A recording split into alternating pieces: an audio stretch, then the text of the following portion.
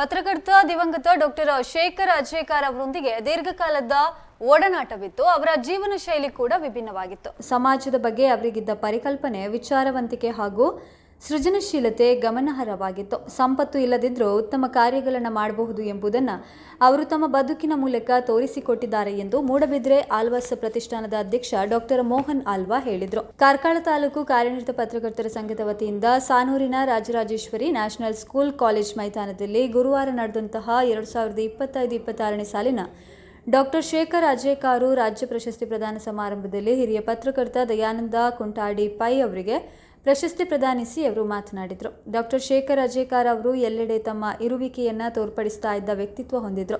ಕನ್ನಡದ ಪ್ರಚಾರ ಹಾಗೂ ಕನ್ನಡಪರ ಚಟುವಟಿಕೆಗಳಲ್ಲಿ ತೊಡಗಿಸಿಕೊಂಡು ಆದಿಗ್ರಾಮೋತ್ಸವ ಪರಿಕಲ್ಪನೆ, ಬೆಳದಿಂಗಳ ಸಾಹಿತ್ಯ ಸಮ್ಮೇಳನ ಸೇರಿದಂತೆ ಹಲವು ವಿನೂತನ ಪ್ರಯತ್ನಗಳು ಅವರ ಸೃಜನಶೀಲತೆಗೆ ಸಾಕ್ಷಿಯಾಗಿದೆ ಎಂದರು.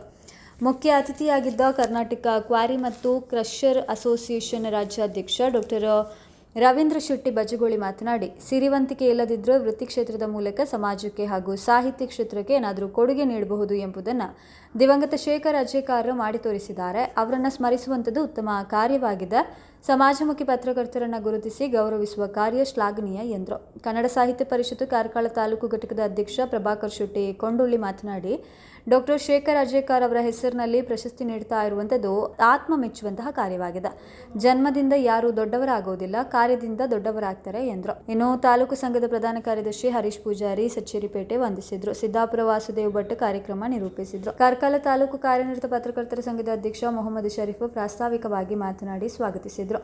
ಉಡುಪಿ ಜಿಲ್ಲಾ ಕಾರ್ಯನಿರತ ಪತ್ರಕರ್ತರ ಸಂಘದ ಅಧ್ಯಕ್ಷ ಸುಬ್ರಹ್ಮಣ್ಯ ಜಿ ಕುರಿಯಾ, ಕರ್ನಾಟಕ ರಾಜ್ಯ ಕಾರ್ಯನಿರತ ಪತ್ರಕರ್ತರ ಸಂಘದ ರಾಜ್ಯ ಸಮಿತಿ ಸದಸ್ಯ ಆಸ್ಟ್ರೋ ಮೋಹನ್ ಮಾತನಾಡಿದರು.